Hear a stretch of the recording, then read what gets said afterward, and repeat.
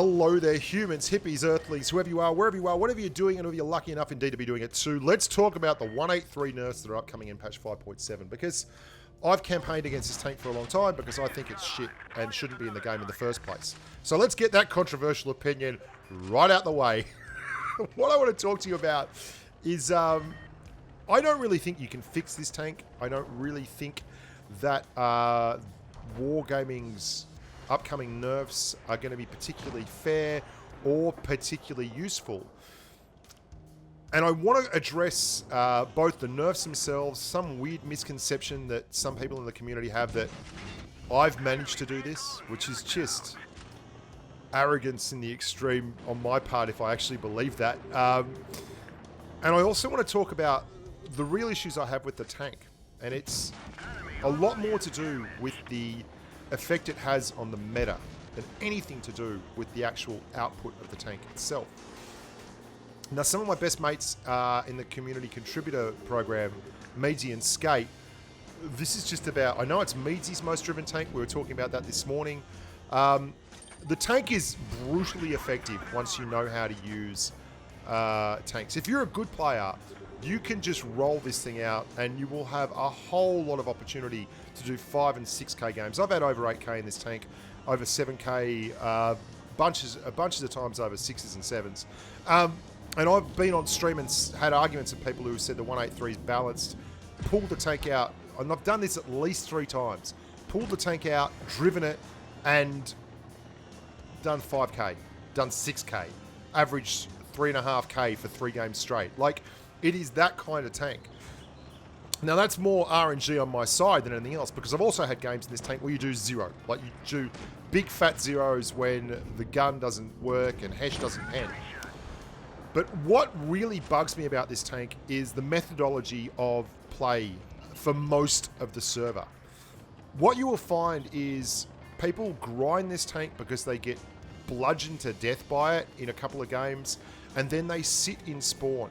And they put all, and it's the sniper thing, they put all the risk on their team. They put all the risk on their team. They do not move, they do not engage, they put all the risk on their team, and then they farm massive steaming wads of damage from, 300 meters, 400 meters away without getting hit themselves. We've all had those games on Castilla, Oasis Palms, where no one moves because there are 183s on either team sitting on a hill above the spawn, waiting for the first person to get spotted. And as soon as you're spotted, apparently it's your fault for getting hit for 1600 damage. So the game ends up in this big stalemate and you get a draw or you get a really crappy bit of gameplay. That's my big problem with the tank. It's that it encourages a really undynamic playstyle. Now, the reason I know that it's not me is I've sat in rooms with developers, I've whinged at them about this tank, and they've all shut me down completely. And yet they have, I think one of the things is that I'm able to see this tank in a much finer focus than Wargaming, because I really only care about game balance. I don't care so much about the rest of the stuff. I really just care about game balance. I care a lot less about fantasy tanks, or if a tank existed, or if a tank's got bacon on the top of the gun like the Lupus. What I care about is how the game plays and how the tank affects the gameplay.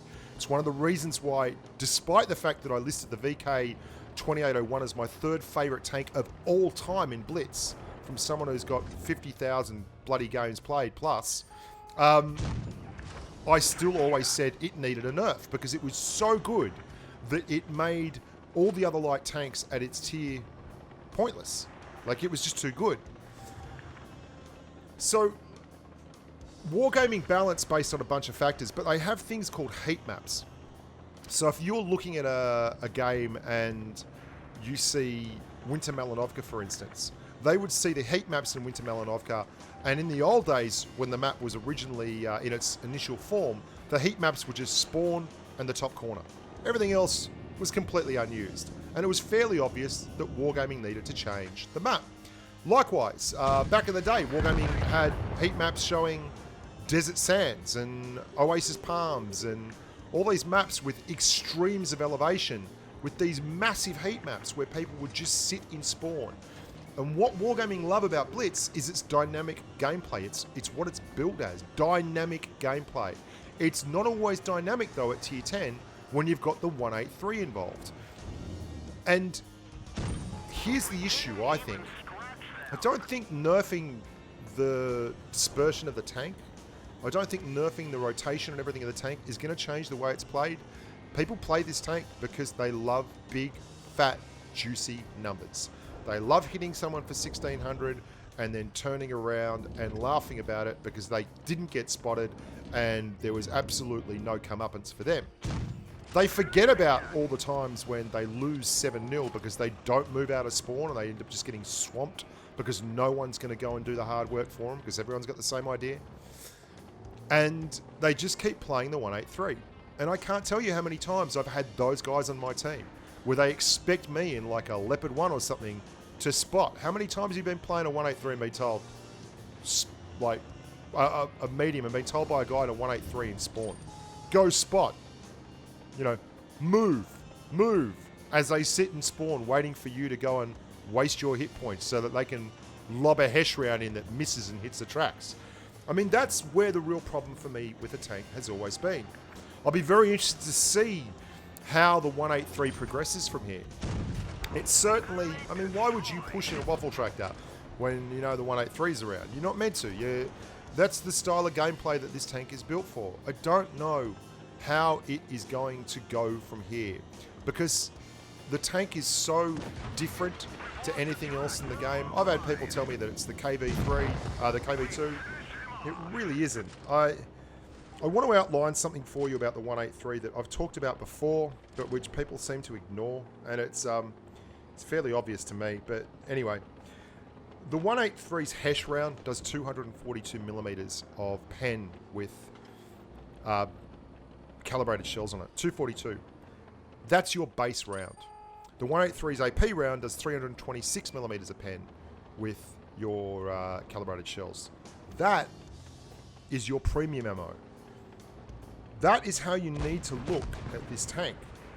And for that reason, when you've got a standard round that does about the same pen as a tier 10 medium standard round, and it does an average 1300 Alpha Strike, well, people are going to drive that tank. I mean, and with your AP round that is like beautiful pen-wise, 326 millimeters of pen, does 930 average alpha, people are going to drive that tank. It's not a KV2. It's not a Jaegeru. It's got far more in terms of bang for your buck than those two tanks. Really, it's gun handling and everything like that. It's turret. I mean, it's a turreted tank. It's fast enough. It can move around the battlefield, and it's at a tier where you just, you know, you really, really, really don't want to end up getting a 183 bullet through your skull, because it will take 2/3 of your hit point pool right off the top, even in some of tier 10 tanks. And some of the tier 9 tanks will get hit for nearly their entire, I mean, you get hit by a Batchat.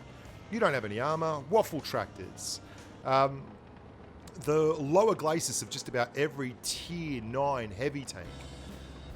Why would you push when one of these things is in the game? So I'm going to be very, very interested. And I know this video will cause all kinds of controversy, but I sat at a table in Minsk with Goose, or I sat there with Keegan from Premo, and we both ranted about the 183, and Skate was like, I love the 183. And at the end of the day, Wargaming just said, we're not touching it. And no one's ever listened to me about it before, but now it's been nerfed, I guess. Yeah, it's my fault. Wicked. Look after yourselves. Let the flame war commence. Get on your Teflon suit, get in the comments, and have a good old whinge. Until next time, stay safe on the battlefield.